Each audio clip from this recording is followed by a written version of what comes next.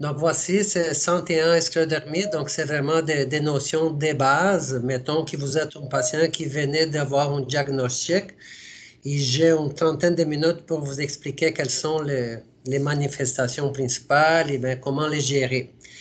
Comme vous l'avez vu dans les programmes, les jours qui suivent, il va y avoir d'autres conférenciers qui vont vraiment plonger plus spécifiquement sur les tests, les examens à faire, donc la prise en charge, le nombre de visites, quel examen faire.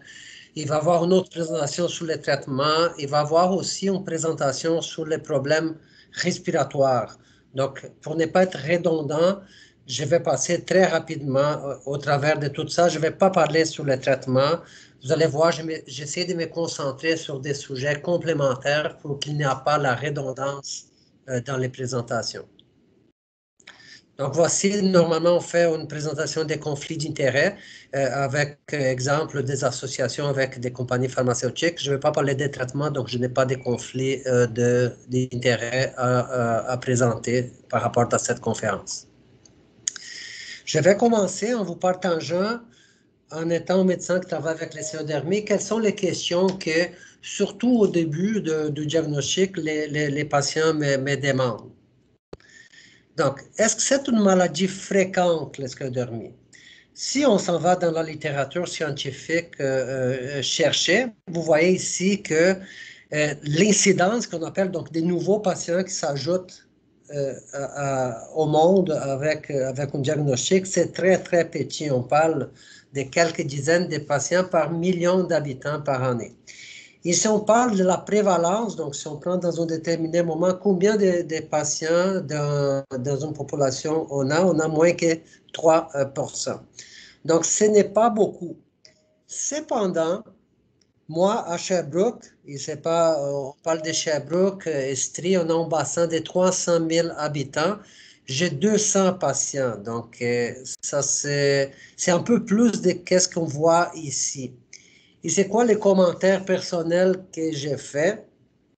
Dans les centres spécialisés, donc dans les hôpitaux académiques, dont l'hôpital à Sherbrooke ici, d'autres à Montréal et à Québec, c'est sûr qu'en étant des centres un peu plus ciblés sur différentes maladies, on finit pour faire plus de diagnostics que dans des hôpitaux où il n'y a pas une expertise, une ultra-expertise développée. Donc, je vous mets un exemple ici.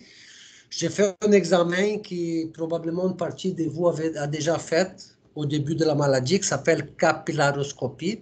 Donc, c'est un examen pour regarder les petits vaisseaux des mains qui peut donner des indices d'une sclérodermie. Donc, mettons que je vois un patient, et ça, c'est vraiment chaque semaine, je vois ça, qui présente un phénomène des rénaux, dont les doigts sont un peu enflés, mais parfois les mêmes patients ne se rendaient pas compte. Je procède à l'examen de la capilloscopie, je vois qu'il a des signes de sclérodermie, et en plus une prise de sang, ça démontre que la prise de sang va avec un potentiel diagnostic de sclérodermie. Si ces patients hypothétiques n'auraient plus rien, même pas de reflux, ils pourraient être cadrés déjà comme un patient ayant la sclérodermie. Donc, c'est un patient avec une sclérodermie très légère que je viens de diagnostiquer et faire la prise en charge. C'est pour ça qu'ici à Sherbrooke, et à Montréal, et à McGill et à Québec, probablement que le nombre de patients est un peu plus grand parce qu'on détecte des patients qui ont une maladie très légère, qui, si c'était ailleurs qu'en centre académique, n'auraient pas eu leur diagnostic.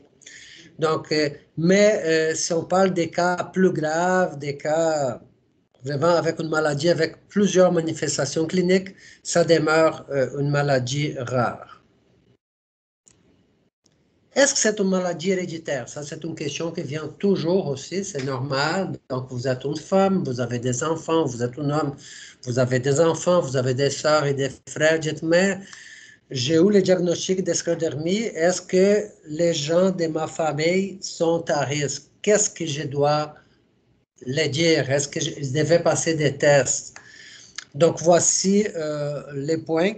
Pour toute maladie auto-immune chronique, donc l'arthrite rhumatoïde, les lupus, d'autres maladies qui ne sont pas rhumatologiques, il y en a une composante héréditaire des débalancements du système immunologique.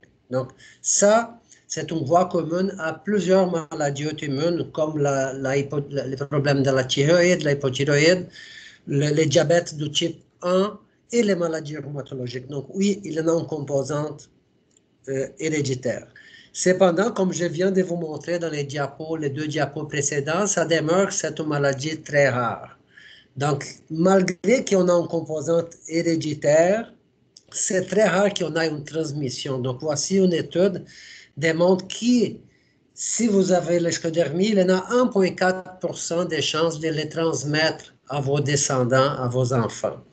Donc, c'est rare. Moi, comme j'en ai plusieurs patients avec l'esclérodermie, il y en a quelques cas qui, il y en a des sœurs, il y en a des tantes, il y en a des enfants, mais c'est rare, c'est pas très, très fréquent. Qu'est-ce qu'il faut faire si vous avez un diagnostic? D'abord, il ne faut pas paniquer. Vous n'allez pas demander à toutes les gens de votre famille de premier degré d'aller consulter en demandant de faire des tests. Parce que les tests, parfois, sont venus positifs, ça ne veut rien dire, donc il faut faire attention. Sauf si la personne de votre famille présente des symptômes de sclérodermie. Et voilà, vous le savez bien, la sclérodermie commence à 99% du temps avec les phénomènes des rénaux. Donc, si vous avez la sclérodermie, votre soeur, votre fils, quelqu'un de votre entourage, famille de premier degré, commence à présenter les doigts bleutés, les doigts qui sont sensibles au foie, les phénomènes des rénaux. À ces points-là, ça vaut la peine de les faire consulter. C'est si simple que ça. Sinon, ça ne vaut pas la peine, ça peut être même risqué dans le sens que ça va augmenter l'anxiété sans avoir une vraie nécessité. Est-ce qu'il y a des causes de la sclérodermie? Donc, les patients disent, mais est-ce que j'ai fait quelque chose? Est-ce qu'il y a quelque chose que j'ai mangé? Est-ce que j'étais exposé à quelque chose qui m'a fait développer cette maladie rare? Donc, la réponse, il y en a très peu d'évidence qu'il y en a des causes des toxiques ou environnementales qui puissent causer la sclérodermie. C'est qu'on a des plus solides, c'est la deuxième et la troisième ligne ici de mon diapo. Donc, c'est des solvants organiques à la base de pétrole. Donc, c'est les thinner, c'est des solvants pour soit nettoyer ou dissoudre la peinture qu'on utilise dans les maisons ou n'importe quel type de peinture.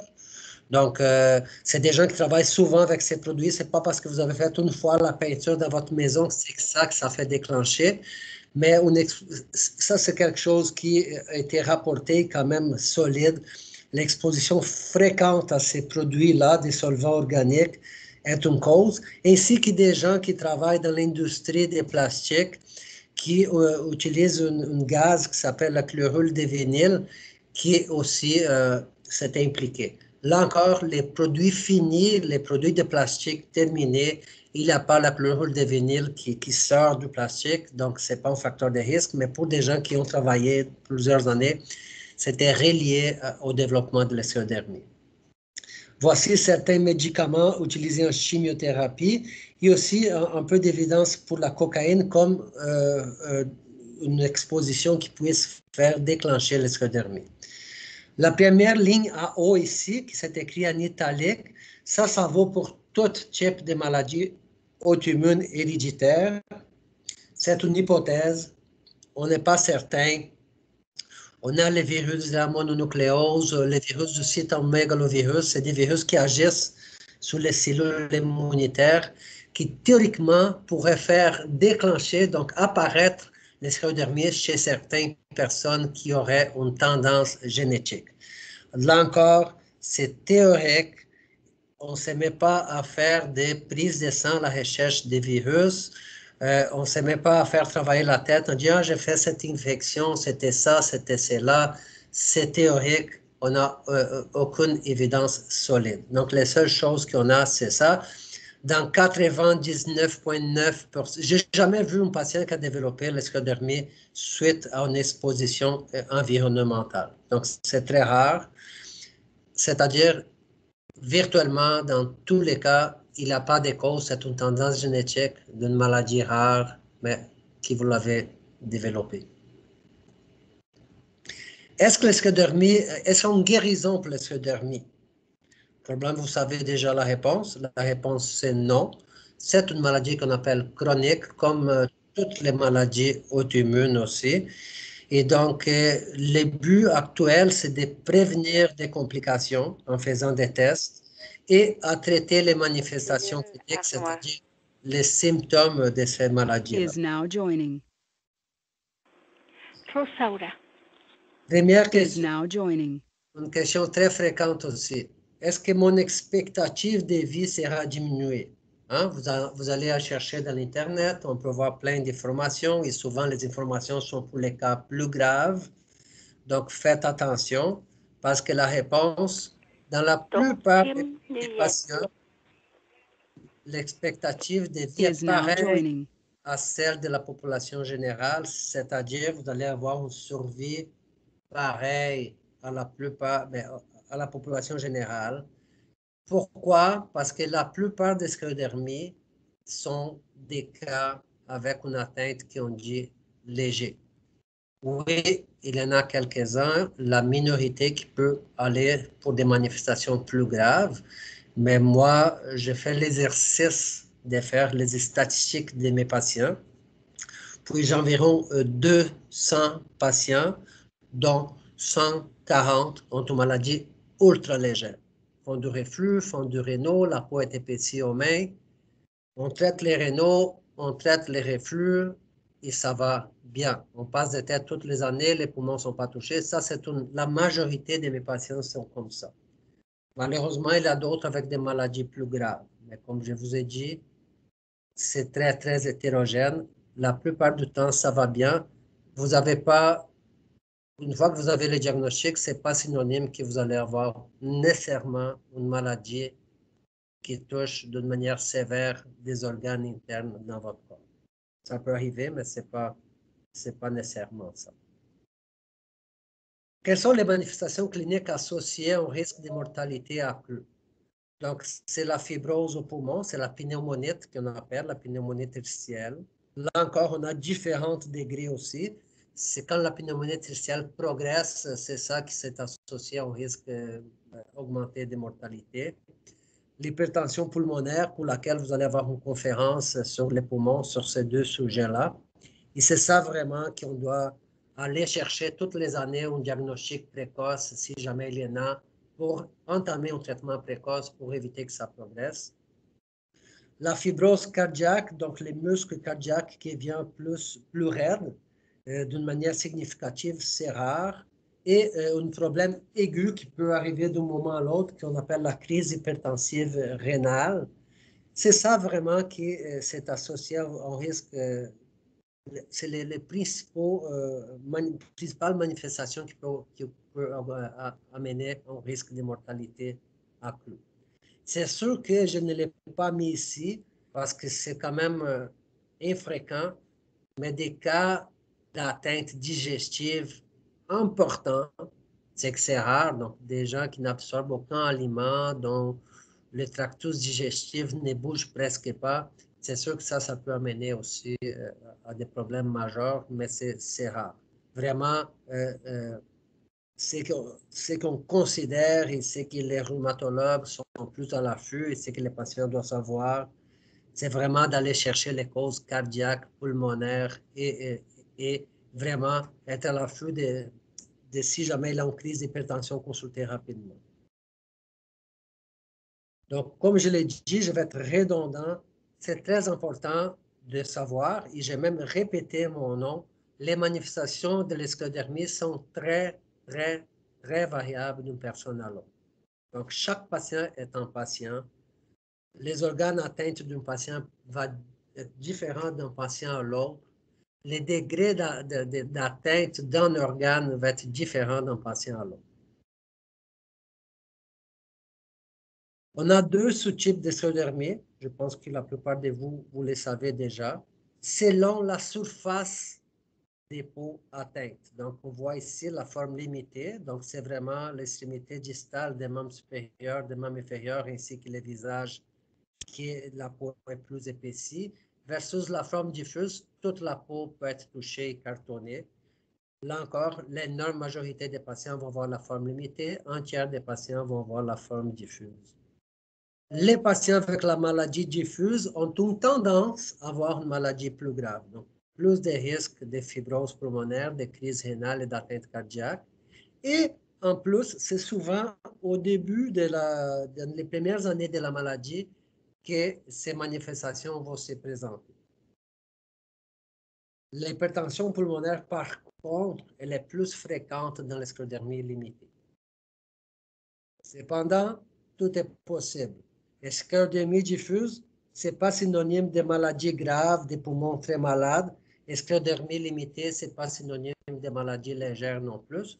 On fait un suivi, on fait un interrogatoire, on fait un examen complet pour chaque patient et vous devez le savoir. Donc, j'ai des patients avec une maladie diffuse qui va très bien, j'ai des patients avec une sclérodermie limitée qui peut être plus grave et vice-versa. Bon, phénomène des rénaux, la maladie commence avec les rénaux. Tous les patients vont avoir des différents degrés de rénaux. Les rénaux chez un patient qui n'a pas la sclérodermie, donc c'est ce qu'on appelle la maladie des rénaux, c'est simplement que les vaisseaux qui est normal va être plus sensible au froid et ça va se serrer. Puis une fois que les muscles vont se contracter, la froideur passe, il va revenir au normal. Dans le cas de la sclérodermie, on a ce qu'on appelle une vasculopathie.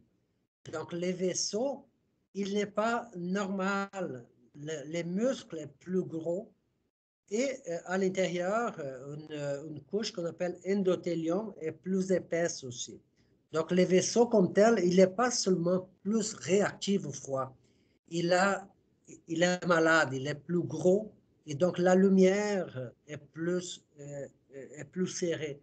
C'est que ça fait qu'on a moins de sang qui se rend chroniquement au bout des doigts. Ce n'est pas seulement comme une maladie des rénaux qui fait des épisodes et c'est pendant ces épisodes, moins de sang et ça revient au normal. Dans les sclérodermies, oui, on a des épisodes de rénaux, mais constamment, on a moins d'apport de sang et d'oxygène aux doigts. C'est que ça peut se compliquer éventuellement avec des ulcères digitaux. Donc, je ne vais pas parler des pilules, des médicaments aujourd'hui, mais je vais vous donner quand même, c'est que ça va être probablement moins parlé dans les traitements, dans les autres présentations, des trucs, comment vous protéger au froid.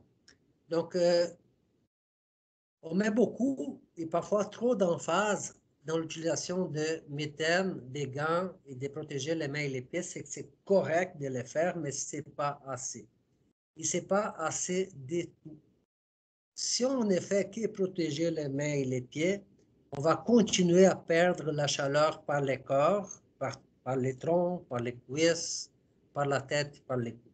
Donc voici, vous bien habiller partout en utilisant, et ce que je recommande souvent, c'est les multicouches comme les sportifs, parce que les plus de couches qu'on met, les plus de rétention d'air chaud et les plus qu'on garde dans les corps, la chaleur.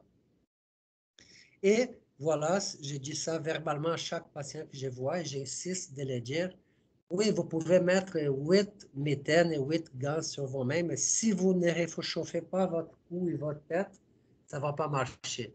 Donc, regardez ici, on peut perdre jusqu'à 30% de la chaleur par la région de la tête et du cou. Donc, c'est très, très important de les garder bien chauds. OK, je ne vais pas entrer en détail dans des gants électriques ou des mitaines électriques. C'est à votre goût. J'aime beaucoup parler encore de la multicouche au niveau des mains.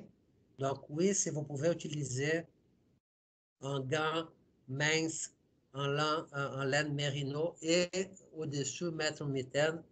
J'ai des patients qui disent que ça fonctionne bien. Il y a d'autres qui disent non, je préfère seulement une mitaine.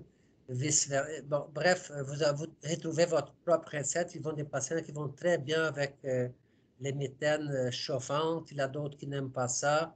Donc, l'objectif principal, c'est de, oui, trouver votre manière, mais n'oubliez pas de réchauffer les corps au cours. Comment prévenir des ulcères aux doigts? D'abord, il faut savoir qu'il y en a différents types d'ulcères aux doigts. La plus fréquente, vraiment, c'est l'ulcère secondaire au rénaux sévère. Il n'y a pas de sang, il n'y a pas d'oxygène, donc ça va faire une ulcère superficielle avec une petite gangrène.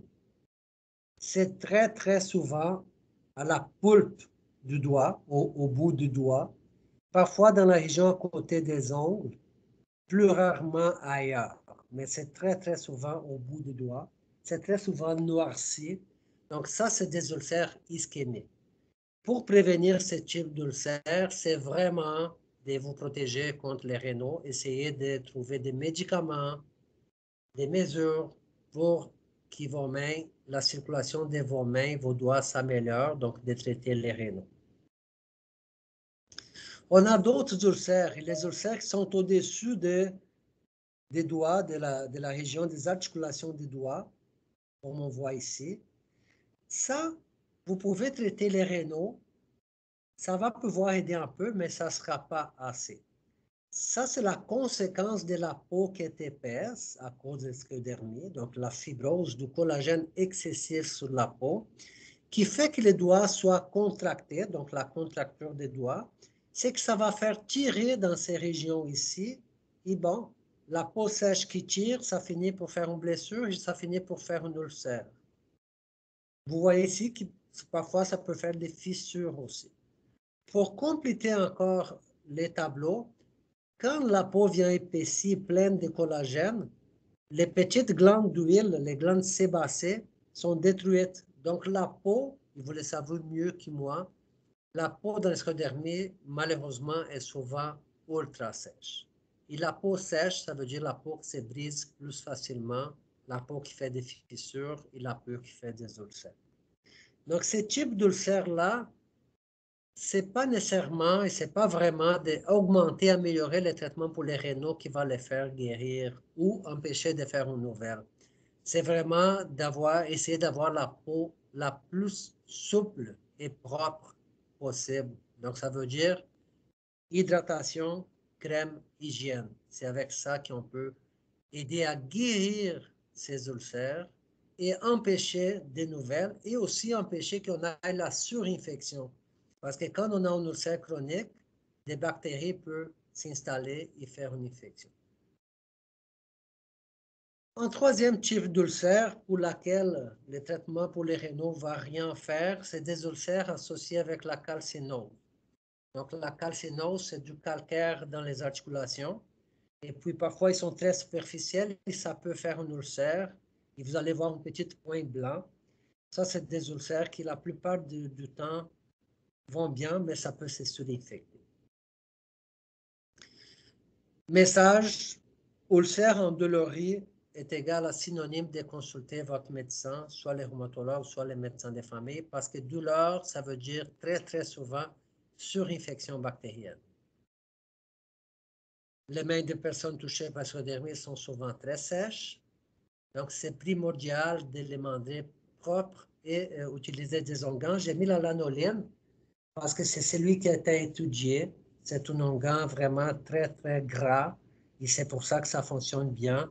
Et il faut vous trouver une bonne stratégie de l'utiliser parce que c'est difficile, ça reste longtemps dans les mains. Donc, je suggère aux patients de les mettre le soir, quelques heures avant de coucher, et puis de vous sécher un peu pour l'utiliser bien. Je vais un peu plus vite parce que le temps passe rapidement. Virtuellement, tous les patients avec sclérodermie, au 95% et plus, vont avoir un problème digestif. La plupart du temps, ça se passe en haut, donc c'est un problème de reflux et de difficultés à avaler, mais ça peut être plus bas au niveau des intestins. La raison pour laquelle, c'est que quand on fait la digestion, on a des petits muscles dans toutes les tractus gastro-intestinales, c'est que ça fait propulser la nourriture au fur et à mesure qu'on fait la digestion. Dans le cas de l'esclérodermie, les muscles fonctionnent moins bien, donc la digestion est ralentie, c'est que ça fait plusieurs manifestations. La première en étant la difficulté à avaler et du reflux acide. Donc, pour les reflux, on va parler, il y a beaucoup de traitements efficaces. On a différentes combinaisons de médicaments possibles. On a des interventions qui peuvent être faites. Puis, ce n'est pas le thème aujourd'hui, le traitement. Ce que j'ai mis dans ces diapos, c'est quelques mesures qui parfois vont être laissées un peu oubliées. Et c'est des raisons pour lesquelles les médicaments ne vont pas pouvoir vous aider. Donc, je les ai décrits ici. En portant les chocolats et les cafés font qu'on ait plus de reflux, ainsi que certains aliments qui peuvent être plus difficiles. Vous finissez pour vous connaître aussi, faire vos expériments, savoir, mais moi, je ne peux pas manger ça parce que je sais que ça ne va pas bien aller, etc., etc. Je vais mettre une emphase spéciale ici sur des symptômes du grêle, parce que ça aussi, ça peut passer inaperçu.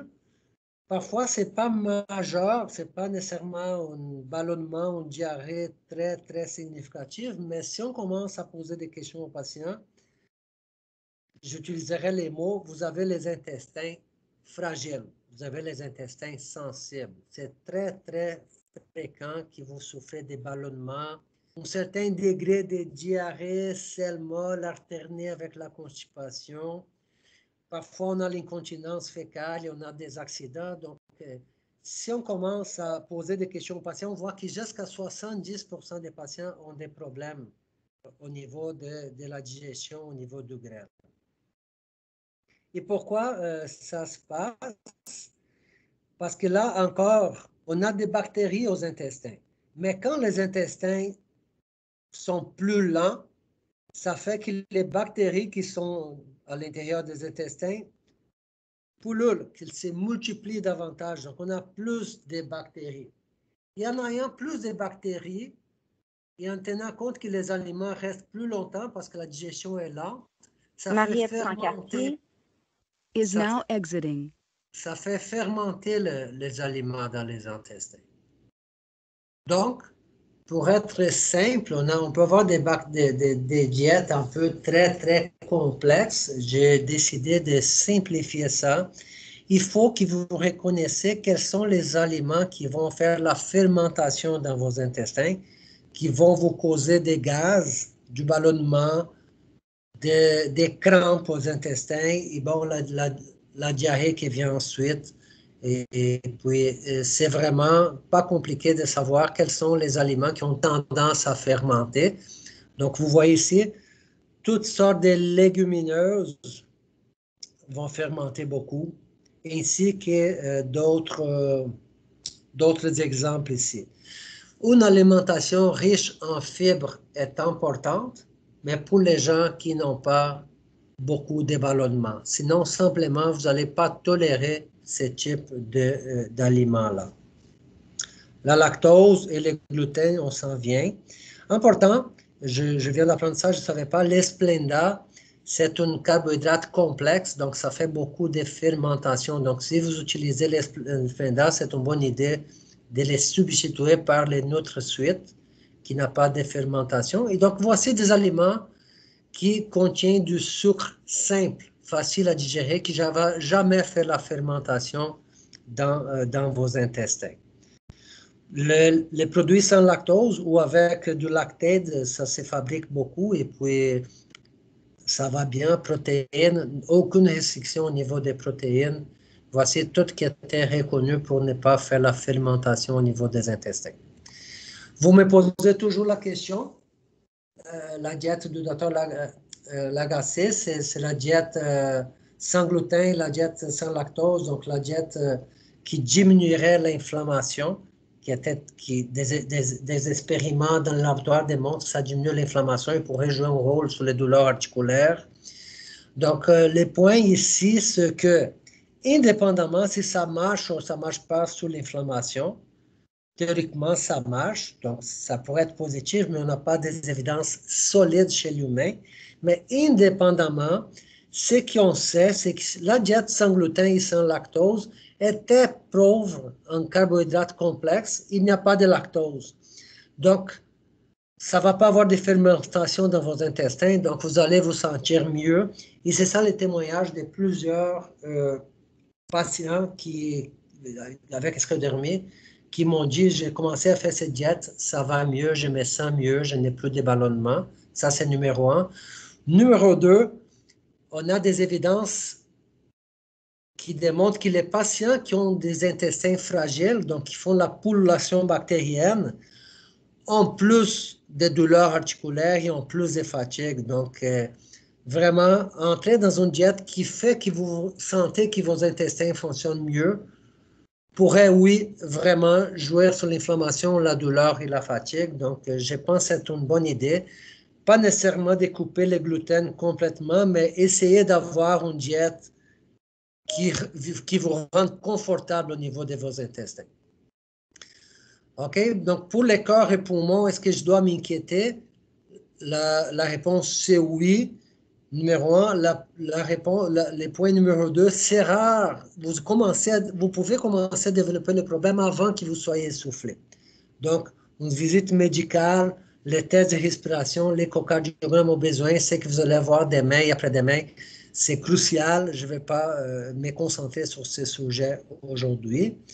Et pour terminer ma présentation, il y en a 20% des patients qui font la sclérodermie qui peuvent faire l'arthrite, un type d'arthrite similaire à l'arthrite rhumatoïde au niveau des extrémités, les mains et les pieds avec des douleurs la nuit et le matin. Donc, si vous les présentez, votre rhumatologue est un expert dans l'arthrite, il va vous proposer un traitement. Et beaucoup plus rarement, on peut avoir une inflammation dans les muscles qui cause la faiblesse musculaire. Ça fait partie du suivi régulier, faire une prise de sang pour les muscles, mais ça, c'est vraiment plus rare. Donc, des changements dans les habitudes de vie, donc bien manger, essayer d'avoir pas de symptômes au niveau des intestins, avoir au mesure des possibilités, une diète appropriée qui vous fasse sentir les mieux possible, une protection au froid, pas seulement au niveau des mains, pas fumer, donc fumer, ça touche les poumons, vous êtes à risque d'avoir des problèmes aux poumons. Les tabacs et la nicotine remplissent les rénaux, augmentent les risques d'ulcères digitaux, donc vraiment mettre beaucoup d'énergie pour arrêter de fumer si vous êtes un fumeur. Rester actif, socialiser, gestion de l'estress et gestion du sommeil et de la fatigue. C'est que ce n'est pas facile, mais ça fait partie de vos stratégies à adopter. Voilà, je termine ma présentation de 30 minutes et puis je vous laisse la parole. Merci beaucoup, Dr. Massetto. Puis je sais qu'on est un peu serré dans le temps, donc je vais tout de suite passer le micro à M. Gaétan Barry pour son témoignage là, pour un bloc de 10 minutes. M. Barry, le micro est à vous. Je vais essayer de me débrancher ici. Okay. Monsieur Barry, votre micro est fermé.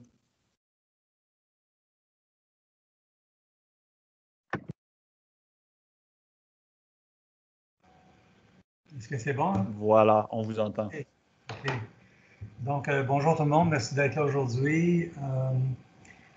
Puisque vous êtes là, vous savez que la sclérodermie, c'est une maladie qui est extrêmement complexe. Alors, c'est compliqué, c'est difficile d'avoir un diagnostic. Je vais vous parler un petit peu de mon cas, de ce que j'ai vécu avec la sclérodermie, mais aussi avec plusieurs maladies auto-immunes. Donc, moi, j'ai été, dès l'âge de 17 ans, j'ai commencé avec une mononucléose. Ça a été un premier cas là, de maladie auto-immune. On ne comprenait pas d'où ça venait. Donc, je suis le seul dans ma famille qui a eu ça. Ça m'a relancé un peu, mais de 1985 à aujourd'hui, j'ai un paquet de phénomènes qui se sont passés et qui ont été extrêmement complexes, qui ont été difficiles à diagnostiquer. Je vais vous en parler un petit peu. J'ai fait certaines erreurs. J'ai fait une erreur grave en 92, puis je vais pouvoir vous en parler. Donc, mononucléose, alopécie, eczéma, vitiligo, c'était tous des problèmes auto-immunes qui étaient drôles. Ma coiffeuse me disait qu'une fois, j'avais un rond gros comme un dissous où j'avais plus de cheveux sur la tête. Une autre fois, c'était dans la moustache. Alors, ça se promenait d'un bord à l'autre. J'avais du vitiligo sur le menton, dans le cou. Ça rendait la peau un petit peu plus sensible au soleil. Traitement, compréhension, c'était très vague. Ce qui s'est passé aussi avec le temps, c'est que j'ai eu depuis très longtemps beaucoup de ballonnement, d'occlusion intestinale, des problèmes d'intestin, et sans jamais savoir ou sans jamais pouvoir comprendre ce qui se passait. Puis quand on a un problème intestinal ou une occlusion, on a mal, on est chez nous, j'étais à 4 pattes par terre, ça durait 1 heure.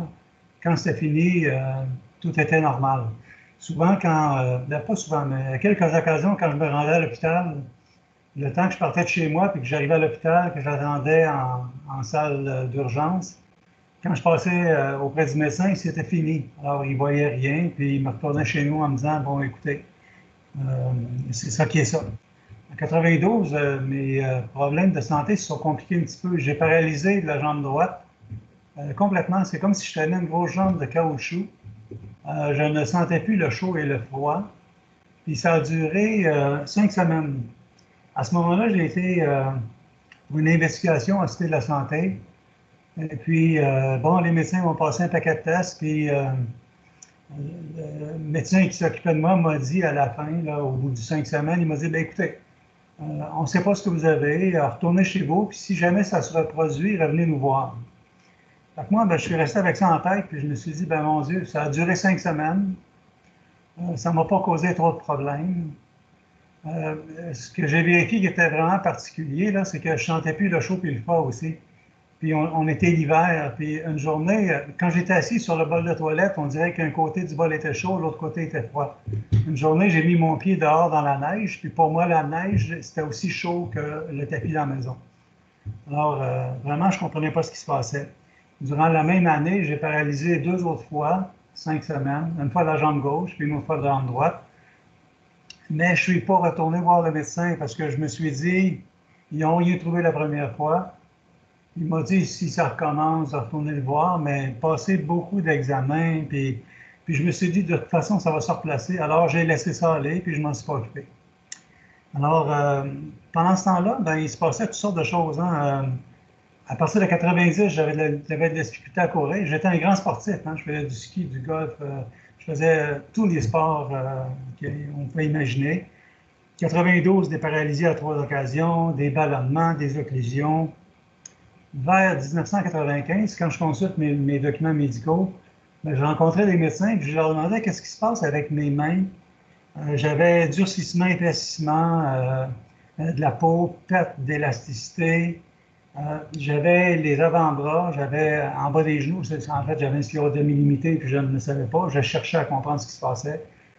J'avais des plaques blanches dans le dos, des plaques blanches avec un contour rose un peu sur les bras. J'avais au bas de la bédaine.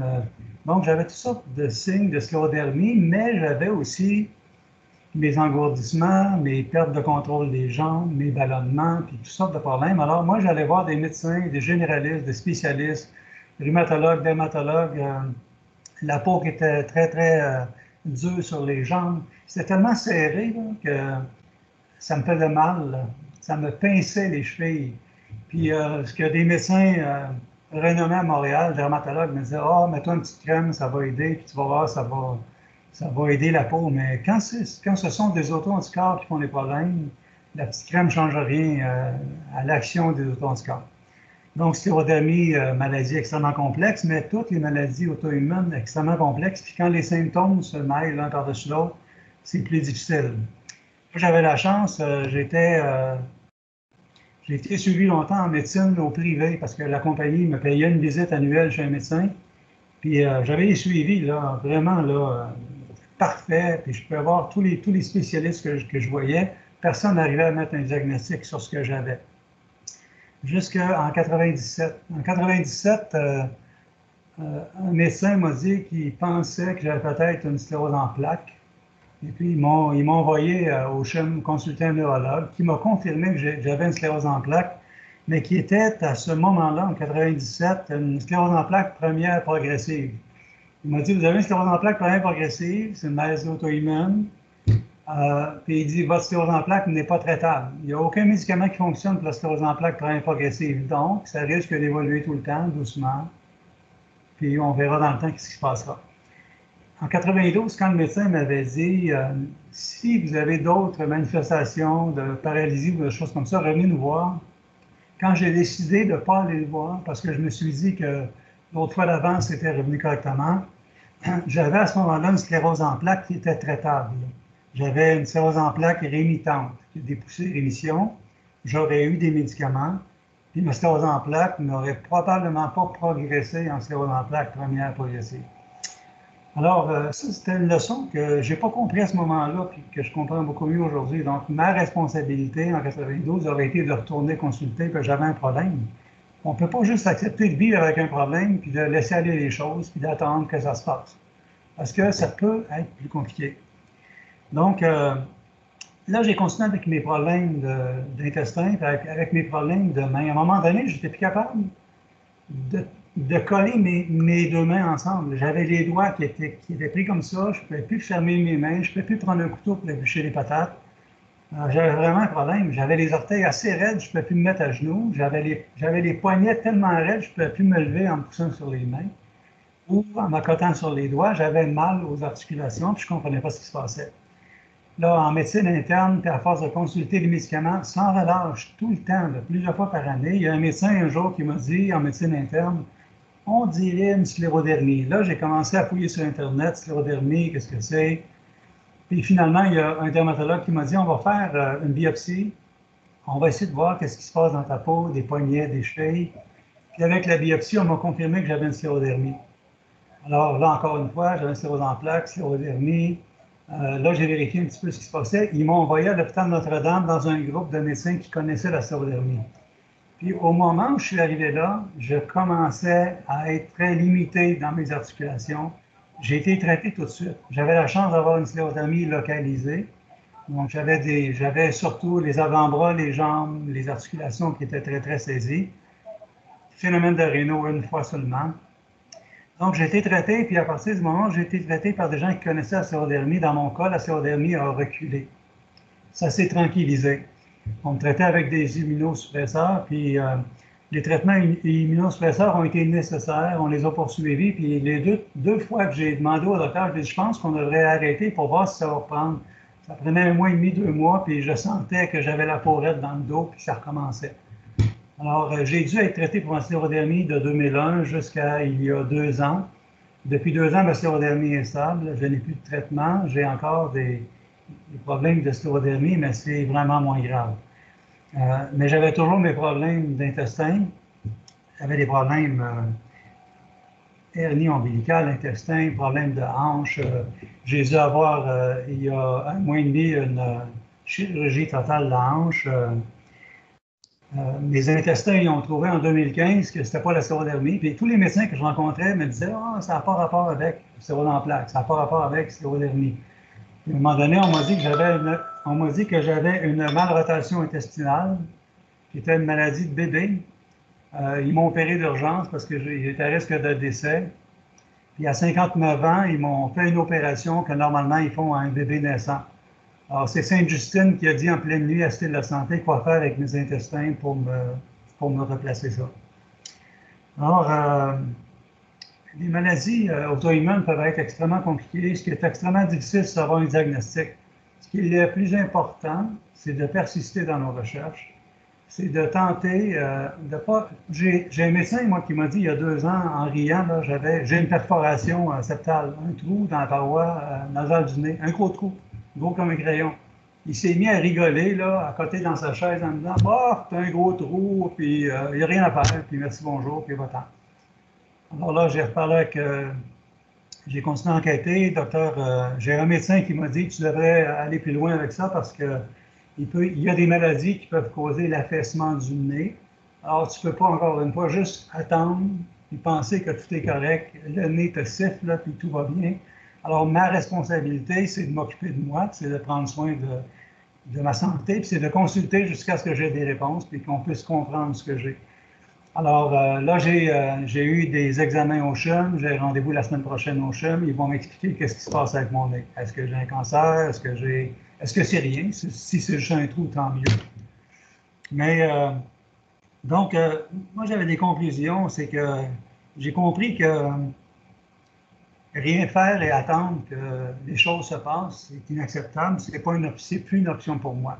Je l'ai fait en 92, ça a été une erreur. À cause de ça, je suis dans le 5% des gens qui ont une sclérose en plaques qui est progressive encore aujourd'hui. J'ai toujours des plaques dans le dos. Ma sclérose en plaques continue. Je n'ai toujours pas de médicaments, puis il n'y a rien à faire avec ça. Si j'avais été en 92, ce ne serait pas le cas aujourd'hui.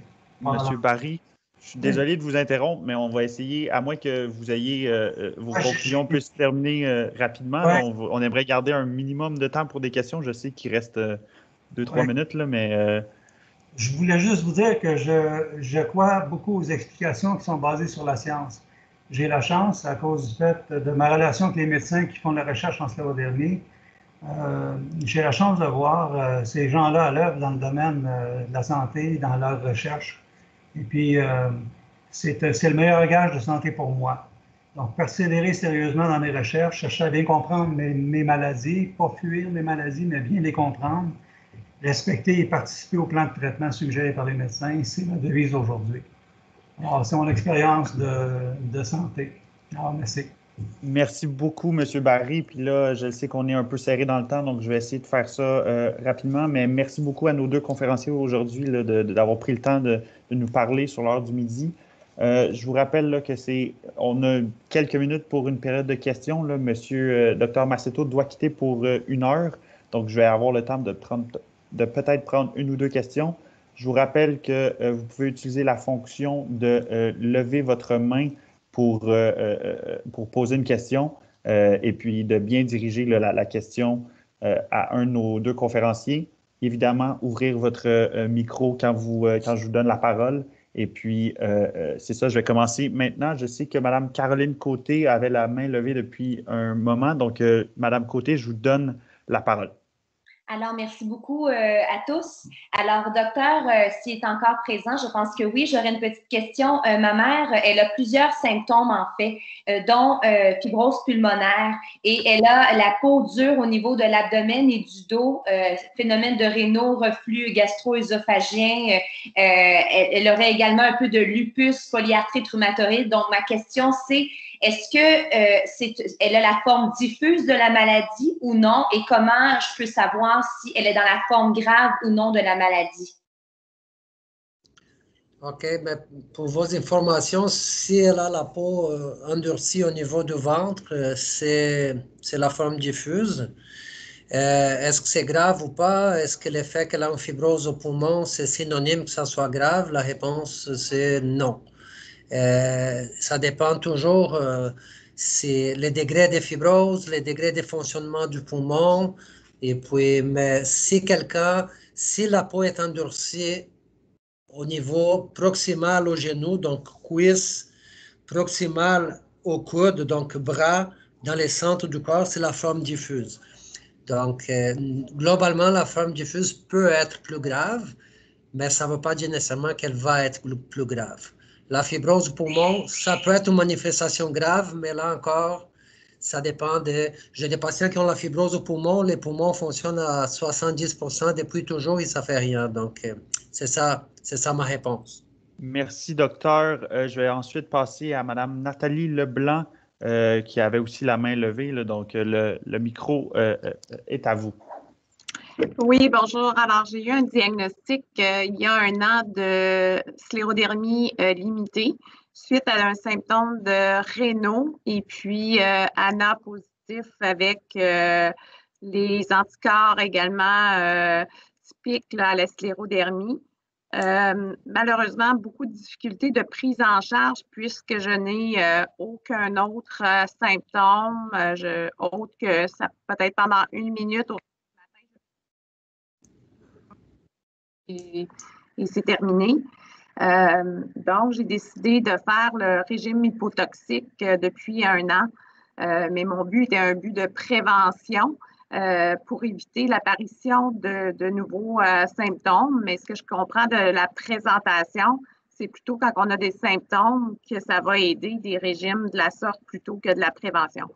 Alors, dans le fond, moi, mon questionnement est, qu'est-ce que je peux faire pour savoir le niveau de la sclérodermie? On parlait tantôt des cas légers. Alors, c'est plus ce qui m'intéresse à savoir et qu'est-ce que je peux faire compte tenu que je n'ai pas prise en charge médicale, compte tenu de l'absence de symptômes. OK, donc, vraiment... Il va falloir faire un microphone. Est-ce que vous m'entendez? Oui, OK. Donc, pour les degrés de sévérité, c'est l'évaluation par les médecins et puis l'évaluation par vous-même. C'est au niveau de vos symptômes et au niveau ce que ça va compléter, c'est vraiment les tests de respiration, plus ou moins l'échocardiogramme. Oui, peut-être que vous vous cadrez dans les patients hypothétiques qui, oui, fait les rénaux, la peau est épaisse au doigt, et puis les anticorps sont positifs. Donc, vous avez une maladie très légère. C'est que ça ne veut pas dire que ça va nécessairement pas progresser.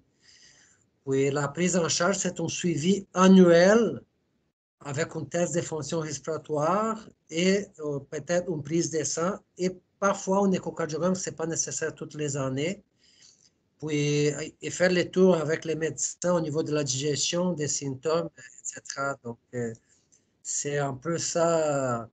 Vous devez idéalement voir un rhumatologue qui vous consulte annuellement. Ou sinon, si c'est impossible, si vous habitez dans... Gaëtan Caron is now exiting.